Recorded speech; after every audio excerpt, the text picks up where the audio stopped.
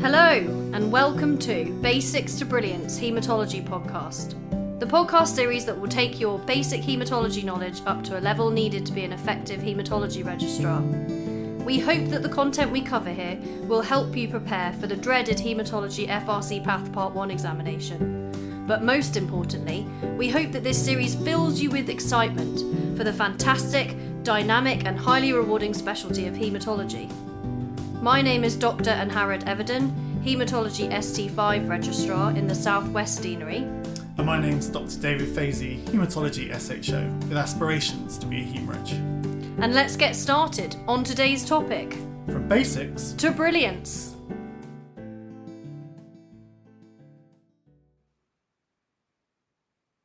Hello, David. Nice to see you again. Hi, Harry. Nice to see you as well. Yeah. More hemostasis this week, I hope. I'm really sorry if you can hear a lot of bashing around in the background. That's my child driving a wheelbarrow around the kitchen. But anyway, sorry. As all budding haematologists do. Anyway, right. So I thought today we would focus on the lowest part of the clotting cascade. So what I'm talking about here is actually even below that of the common pathway. So looking at that very last stage of clotting that is required and looking at the tests that look into that.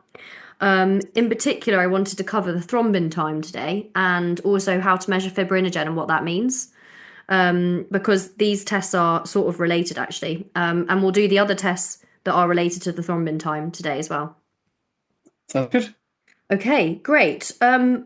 Maybe we should start with a case just to make it a bit more fun and interactive.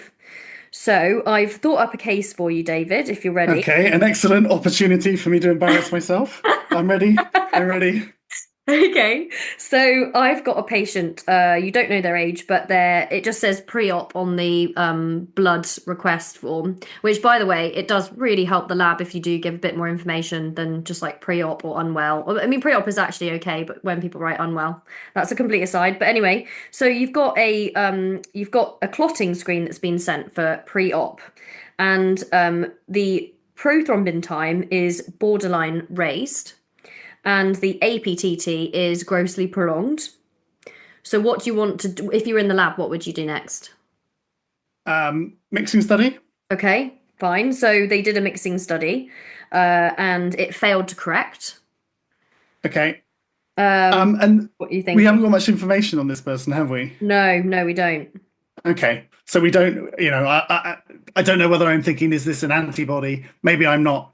Does the lab tell me anything else? So you phone the lab because you're like, oh, it's a bit weird, don't really understand what's going on here. And you see that they've also done a thrombin time, and the thrombin time comes back as prolonged, and you're not quite sure what this means. So you phone the lab to say, what does this mean?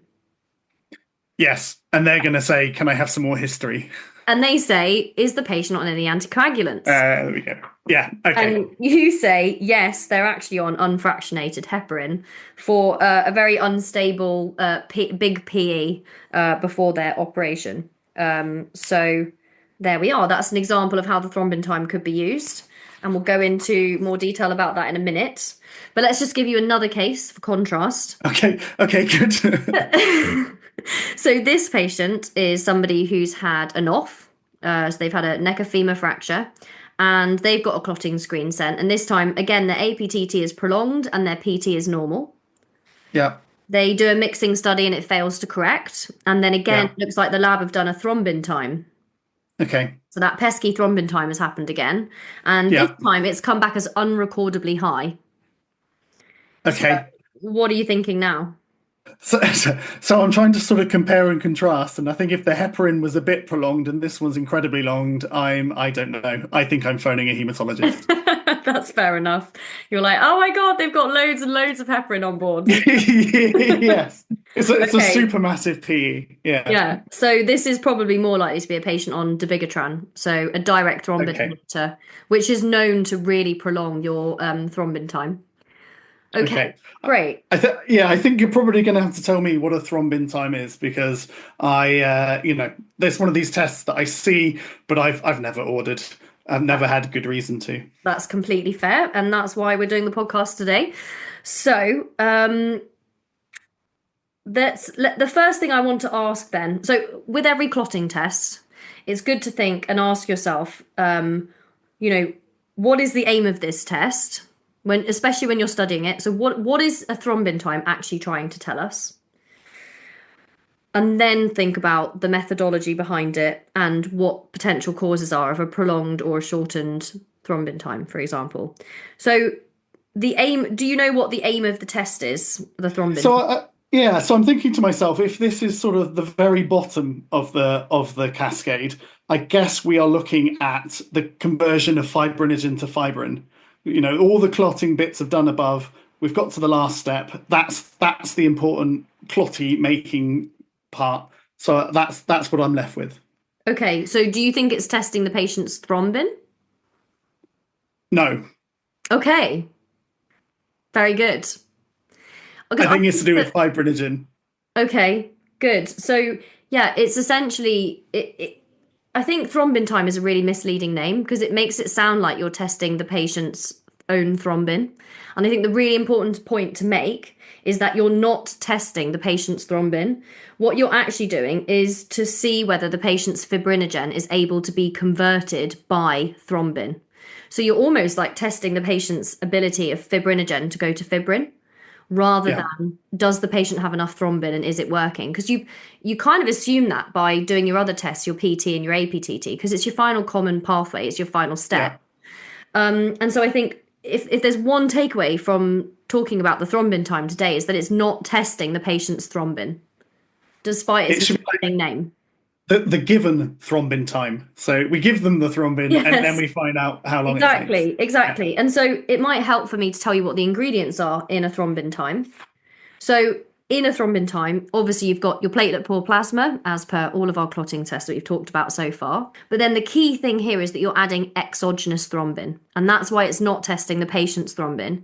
It's testing the ability of exogenous thrombin to convert the patient's fibrinogen into fibrin.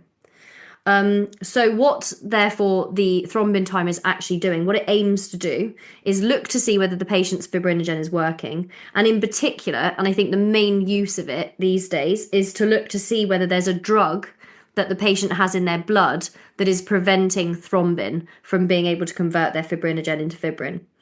So this used to be heparin. When it was designed, there was a lot more use of unfractionated heparin back in the day. And so the thrombin time then was really useful because a lot of people were on unfractionated heparin and you wanted to check whether, your clotting sample was contaminated by heparin, and that was the reason for it. I would say these days, actually, the thrombin time probably isn't that useful for looking for heparin because we use so much low molecular weight heparin now. And obviously low molecular weight heparin has more of an anti-10A activity rather than an anti-thrombin activity because they're shorter molecules than the unfractionated heparin. And instead, now with the advent of more of these direct thrombin inhibitors like dabigatran, which is one of your NOACs, or argatroban, which is an IV direct thrombin inhibitor that we sometimes use in HIT patients, in heparin-induced thrombocytopenia patients, I think that's where the utility of the thrombin time is better. So that's why I deliberately chose a case of someone who's got an unstable PE and is going for an operation, because that's a situation in which we probably still would use unfractionated heparin. But the second one with the unrecordably high thrombin time is just probably a patient on dabigatran. So does that make sense? Yeah, absolutely. I take it there are ways to sort of differentiate between the two if you weren't giving enough clinical information. Yeah, exactly. So, well, you do a thrombin time to start off with, and then you have to do further tests after that. So if it's prolonged, you can then do further tests. What about causes of a prolonged thrombin time then? So we mentioned heparin. Okay. And dabigatran. Unfractionated heparin and dabigatran. Unfractionated and I guess is there if we a problem with fibrinogen if that was low or for some reason didn't work in that person? I don't know if there are cases of genetic things with that. I imagine most of them are acquired, but so low or dysfunctional fibrinogen. Excellent. Excellent. And then the other one to think about. So you've said anticoagulants. And you've got your problems with fibrinogen, either too low or not working properly. And then the third thing is that you can get interference with thrombin from other things, in particular with fibrin degradation products. So your classical case is somebody who has bleeding post thrombolysis. So, you've got your patient who's had a stroke and has had thrombolysis, and then the clot's broken down. There's loads of fibrin degradation products made, and they can actually interfere with the function of thrombin. So that can be a problem. Or in DIC as well, where you've got lots of clot breakdown and then the formation of fibrin degradation products. And then sometimes you can get an interference with thrombin from paraprotein or from amyloid as well. But the most common one is going to be anticoagulants. Good. Okay, so that's your thrombin time. So then you said, well, how can you tell apart the thrombin time from being prolonged by heparin compared to other causes? So, have you heard of any other tests that we can use to distinguish? So these are of course tests I've never ordered, and I hear there's some kind of dark magic involved and snake venom or something like that. So I hear rumors, but I've of course never ordered them. That's fair. I mean, the first one actually that you can do, you might have heard of more clinically. Have you heard of the protamine thrombin time, or do you know what protamine is? Or protamine, I think it's actually pronounced, isn't it? That's a completely new one on me. Okay, so protamine is a drug that we can use to reverse heparin, particularly unfractionated heparin, but it does also neutralize probably about 60% of low molecular weight heparin as well. And it's a drug you can therefore give. I think it's 1 milligram per 100 units of heparin activity. And it basically binds to heparin and sort of neutralizes it. I think it's originally extracted from fish sperm as an interesting side. But anyway. As if we need more animals in the lab. Yeah, great. Sorry. But it's a drug basically that we use clinically for people who are bleeding. It's also used, for example, to reverse the huge doses of unfractionated heparin that patients get when they're on cardiopulmonary bypass. So when you thin patients' blood and then you reverse it at the end, you use protamine. Okay. You can use that in the lab as well. So if you thought that the patient had a prolonged thrombin time due to unfractionated heparin, then the first thing you could do is take that patient's plasma sample that you've got, so your platelet poor plasma, and then mix it with protamine to neutralize any heparin that might be in there, and then run the thrombin time again.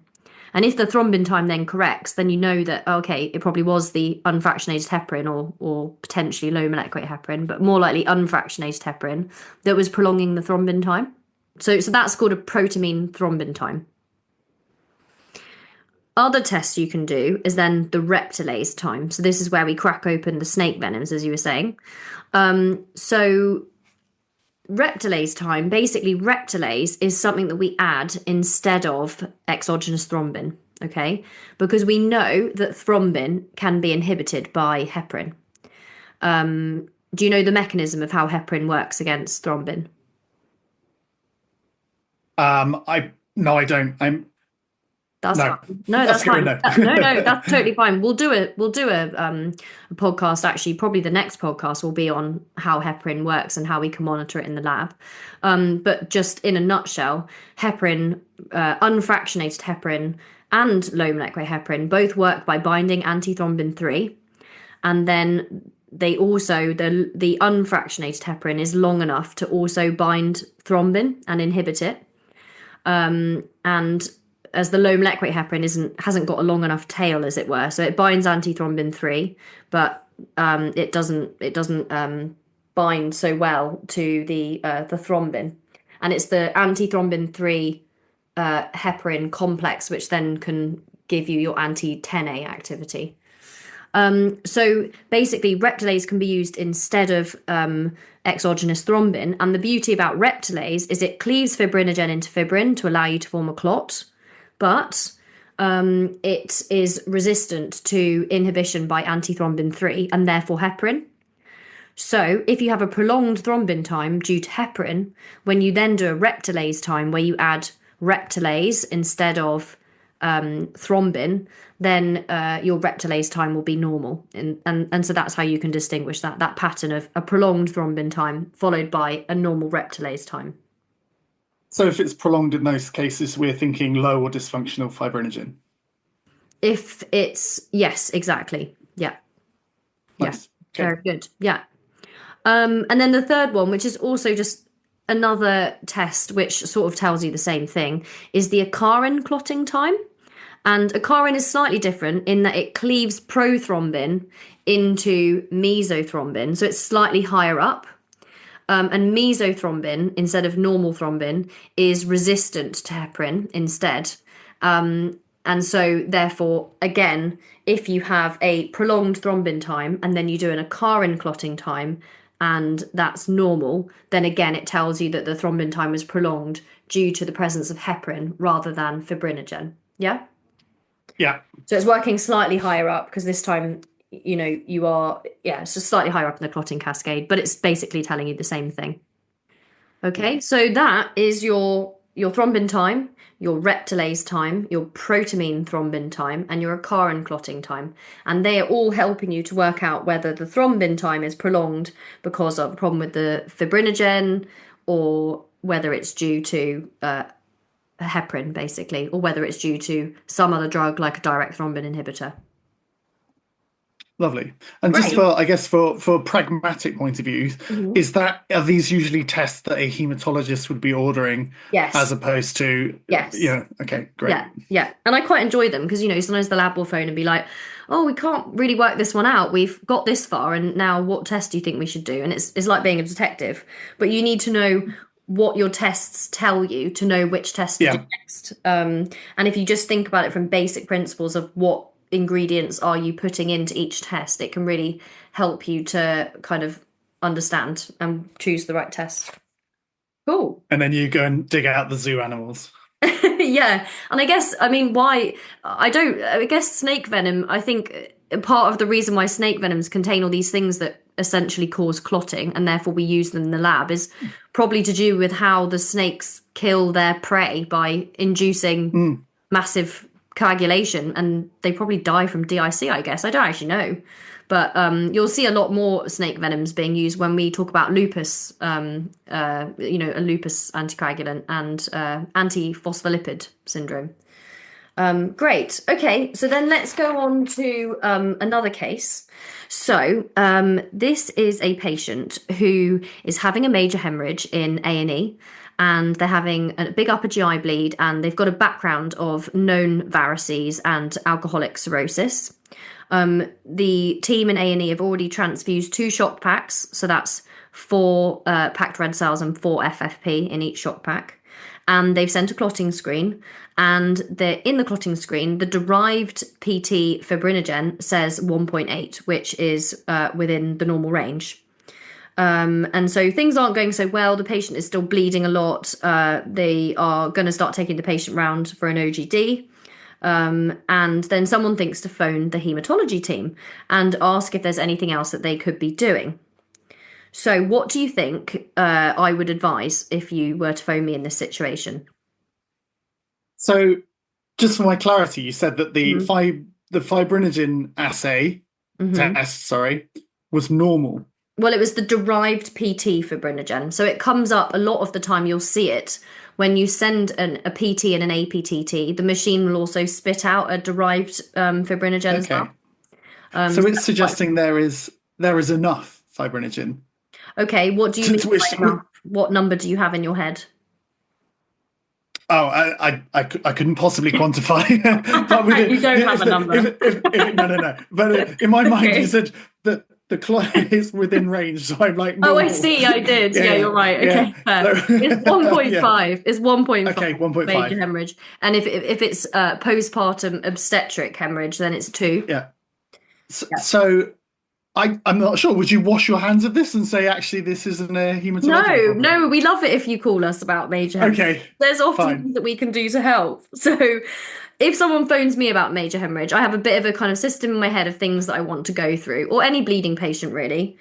The first one is, are they on any anticoagulants normally, or any antiplatelets? Because people can often forget this in the sort of heat of the moment, particularly antiplatelets. I feel like if you don't ask that, then the medical team will often just forget to tell you. Like, you almost don't process it as part of clotting.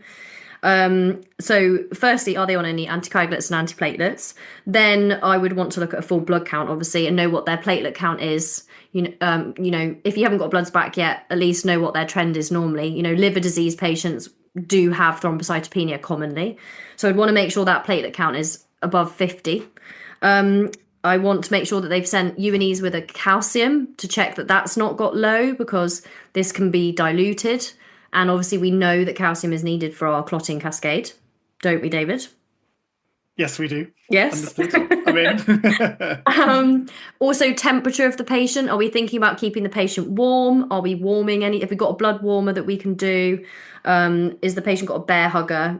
Because that's needed for this whole enzymic process to go ahead. And then I would be asking for a clotting screen, but also which would help me to direct whether I give FFP, for example. But also I would want to specifically ask for a Klaus fibrinogen assay. Okay, I know that there's a derived fibrinogen there, but I don't trust the derived fibrinogen at all. And we can talk about that in a minute. okay. And is the Klaus fibrinogen, is that quantitative? Will that give you a number that says I have this much fibrinogen available? That's a really good question. So quantitative, you mean in terms of how much, what concentration of fibrinogen's in the blood? It does, but it's a functional assay. So the Klaus fibrinogen works by using the function of the patient's fibrinogen in the lab. So therefore, you couldn't distinguish when you get a result. It does tell you it reports it as a concentration of fibrinogen. However, if you had loads of fibrinogen but it didn't work very well, then you would probably get the same number as if you had very little fibrinogen, but the fibrinogen had worked well. But either way, it doesn't matter, because if you had a patient who had fibrinogen that doesn't work very well, or a patient that just doesn't have enough fibrinogen, both of them, the treatment's going to be the same, because you need enough and you need it. Yeah. So it's quite a pragmatic study. Yeah. Yeah, exactly. Yeah, it's really helpful, as are a lot of our plotting tests. Yeah. So, do you know what a Klaus fibrinogen is? I mean, the fact that it has someone's name in front of it, I suppose, it means I've got no idea. Okay. So it's our robust assay for looking for the amount of fibrinogen in the blood. And the reason why I'm bringing it up alongside the thrombin time is actually the two tests are very similar. So obviously with the thrombin time, we added exogenous thrombin, and we established that the thrombin time can be prolonged by either a not enough or dysfunctional fibrinogen, right, of the patient. Yeah. And so therefore that's the same basis of what we do a Klaus fibrinogen. But the big difference is that we add the thrombin this time in a massive amount of excess. Okay, compared to that of the actual thrombin time that we measure. So what I mean by that is we dilute the patient's plasma. Why do you think we need to dilute the patient's plasma loads before we do the same test, essentially, of adding exogenous thrombin? I don't know. Well, that doesn't make sense to me. Okay, I mean, so the reason why is because we don't want the other things that could interfere in the assay. So things like heparin or a direct thrombin inhibitor like dabigatran, if we dilute the patient's plasma containing that drug, that will have like less of an effect on the assay, if that makes sense. But it's okay, we're doing that by giving loads of thrombin. Yeah, exactly. And diluting the patient's plasma as well. So it's sort of a combination of both. So we use it as a diluted plasma of 1 in 10 usually, and then we add incubate at 37 degrees, and we add a high concentration of exogenous thrombin. So 100 units per mil is added, and then we do the same test. We then measure the time taken to clot. And then what we have is a calibration curve where we have the time it takes to clot on the y-axis, and then the fibrinogen concentration on the x-axis, and then you can then basically just extrapolate the amount of fibrinogen from your standard curve. Yeah. So I guess if you're giving loads of thrombin, you're completely saturating all the fibrinogen, so it almost becomes independent of the thrombin concentration, because all of the fibrinogen that can possibly become fibrin becomes fibrin. Exactly. Okay, you're flooding it. Got it. Yeah, exactly. But it's otherwise the same test, right? Yeah. That's why it's good to think about them in the same way. Yeah, but that's perfect, David. Yeah. So then, as we said, the causes of prolonged fibrinogen, well, Klaus fibrinogen, are just going to be either too low amount of fibrinogen or dysfunctional fibrinogen. Do you know? I should probably start by saying, do you know what could cause you to have a low fibrinogen? So I'm thinking you're being sneaky here because you've got a liver patient, Okay. and so I'm sure I think I read, might be making this up, something to do with glycosylation and fibrinogen, and Hmm. I think that people with terrible livers produce terrible fibrinogen. Yeah, you're right. So yeah, basically fibrinogen is our major building block of the clotting cascade. It's made by the liver, and if you have really bad liver disease with impaired synthetic function, then yeah, you tend to make excessively glycosylated fibrinogen, and therefore it doesn't work as well. You get a dysfibrinogenemia, as well as often having lower levels, just because you're also producing less of it as well. And then other causes of reduced fibrinogen clinically, can you think of other situations where you might run out of fibrinogen? Consumption, Yeah, okay, so like in so DIC. DIC. Yeah, Yeah. good. Yeah. I can't say I've ever heard of a inherited fibrinogen problem. I don't know if there is either, to be honest. Okay, I stab in don't the know. dark there. Maybe. Other things are like massive transfusion. So you're Uh, dilutional. So you're either going to dilute your fibrinogen or you're going to use it up too much. And then obviously, postpartum hemorrhage, it's a big one as well because naturally your fibrinogen levels go up in pregnancy, particularly towards the end of the pregnancy, as your body prepares itself for the major hemostatic challenge of childbirth. And so we aim for a higher level there of 2 grams per litre in postpartum hemorrhage compared to 1.5 grams per litre in other major hemorrhage. Yeah, good. So those are the causes. And then also post thrombolysis, you can oh yeah. depleted your fibrinogen. And also post thrombolysis, as we said before, you can get a lot of fibrin degradation products from all the clot that's been broken down, which can then also interfere in the function of thrombin, and so can prolong your thrombin time. Yeah, good. Do you know of any causes of increased fibrinogen levels? Um, having it, I'm only thinking if they're dehydrated or extra concentration or we've given it, so iatrogenic. I can't think of any. No, No, that's nothing fair. good. No, no, that's fair. So, I mean, it's the most important thing to acknowledge is that fibrinogen is an acute phase reactant, so it will go up in Okay. illness. And so sometimes I get calls like, "Oh, this person's got a really high fibrinogen." It's like, don't worry, make sure they're on normal VTE prophylaxis as they should be. Mm. But this is just part of the acute phase response. Pregnancy, as we said, and I guess hand in hand with that, the combined oral contraceptive pill can increase your fibrinogen levels, as well as being female.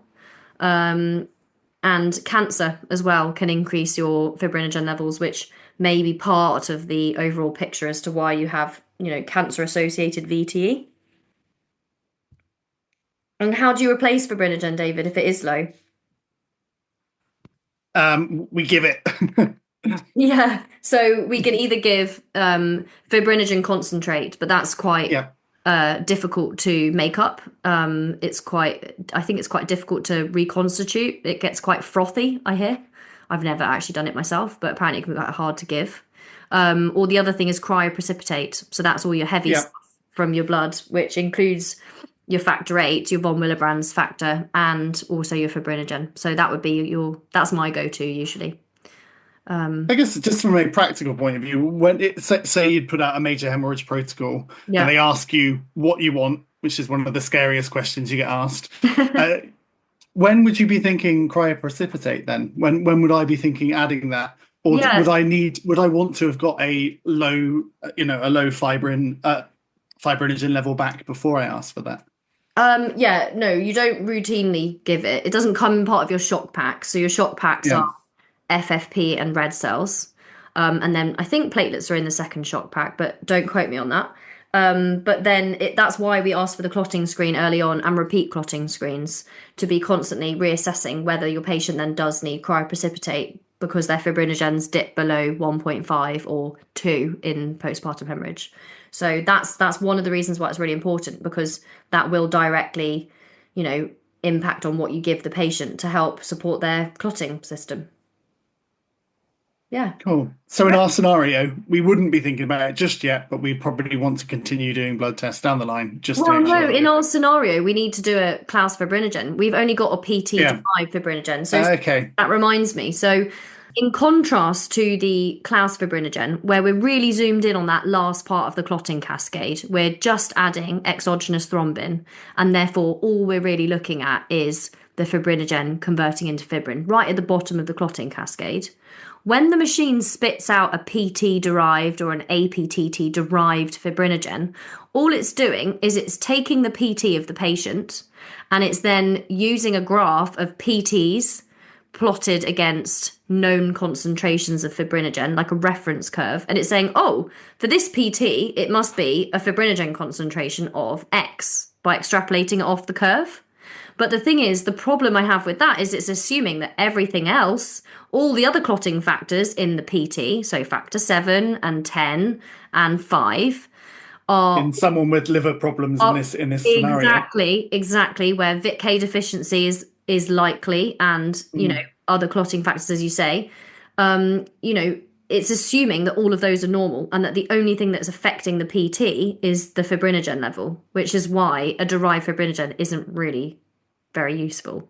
Okay, so there is another test that we can use to measure fibrinogen levels, which is an immunological assay, an ELISA. Do you know what one of those is, David? Yeah, I think we talked about those before. That's when you've got a plate with an antibody or an antigen immobilized at the bottom, and a specific antibody is added and it binds to that target. Yeah. And then I think you can use an enzyme to produce a fluorochrome, and then you can see it. Is that about right? Yeah, that's exactly right. Yeah. So we can do one of those to look for the concentration or amount of fibrinogen in a patient's blood. But as you were asking before, that would be just a truly quantitative test. But it's not as useful in many ways because you don't know if that fibrinogen you're measuring is actually functional, because it's not a functional assay. We don't really do the ELISA. I guess the situation in which it would be useful is if you had a Klaus fibrinogen that was low in somebody that you suspected had some sort of weird inherited dysfibrinogenemia thing, where you then do want to distinguish between, is it a functional problem or an amount problem? Okay, so rare, but worth noting. And then the other thing to say, particularly because my husband is an anaesthetist, so he loves it, but is TEG and ROTEM. And obviously that is a way that you can measure fibrinogen levels as well. And we'll do a separate podcast on that. But in particular, that's really taken off in obstetrics, where in theatre they have a TEG or ROTEM machine, and they can get a quick idea, a much quicker idea than the traditional lab Klaus fibrinogen, of what the fibrinogen level is. I mean, mainly because they don't have to do a dilution of the patient's plasma manually and all of this kind of thing. Okay, I mean, those are the tests that I can think of that you need to know about at that very bottom part of the clotting cascade. So, shall we recap? Yes, please. Okay, so first thing to say is the thrombin time. Its use used to be for detecting unfractionated heparin in the blood. It's probably more useful now for excluding the presence of dabigatran in the blood. For example, for someone who needs to go to theatre and you don't know if they've got any significant levels of dabigatran in their blood that might need a delay of theatre or reversal or whatever. Secondly, that the thrombin time can be prolonged by other things, not just the presence of unfractionated heparin. For example, problems with your fibrinogen, other things that interfere with thrombin, like fibrin degradation products, and your other drugs, particularly your direct thrombin inhibitors. And then your Klaus fibrinogen is a really useful test for looking at how much and how it functions, the fibrinogen levels in the patient's blood. And this is the test that we should be using if we are concerned that the patient is not clotting properly because of a low fibrinogen or a problem with their fibrinogen function.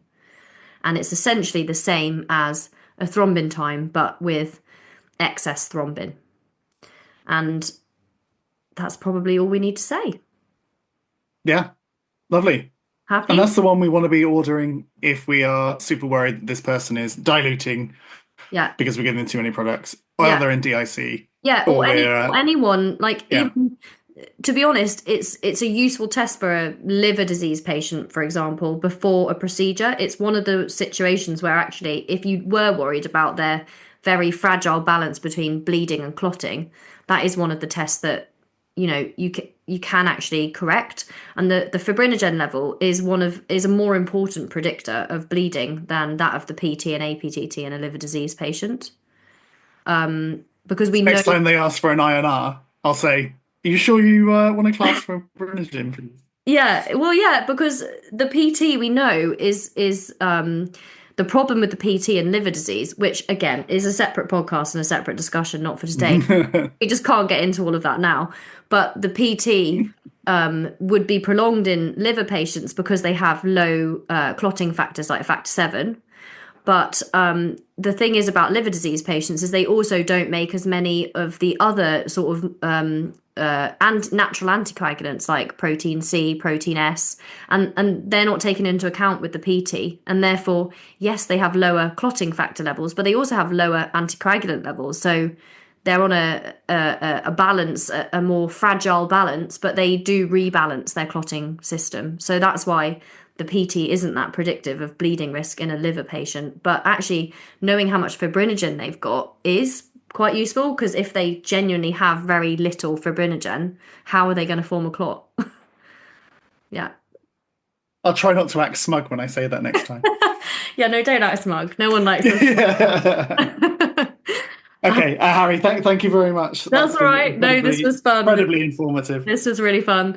And I think next time we will I've just been reading the BSH guideline on how we can monitor anticoagulants in the lab and when we should be doing that. So I think that will be the next topic for next time. Sounds ideal. And just to say thank you to our listeners who keep coming back to us. Yeah, we are going to be doing future, we are going to be doing some future episodes in which we ask the expert, which is my chance to fire some questions at Harry and not, feel less embarrassed about it. I'm not an expert. Comparatively expert. FRCP part 1 passed. Yeah, we heard. Mm-hmm. So if you have any thoughts of questions that you are too scared to ask a consultant or too scared to say out loud and you want to send them to us anonymously, or you can send them with your email address and we won't judge, we have an email address which is basicstobrillianceheme@gmail.com. So that's all one word, basics to brilliance, 2 is TO. So basicstobrillianceheme@gmail.com. Great. Thanks, guys. Thanks again for listening to Basics to Brilliance Haematology Podcast. If you enjoy our series, please don't forget to like, leave a review, and hit subscribe to never miss an episode. See you next time.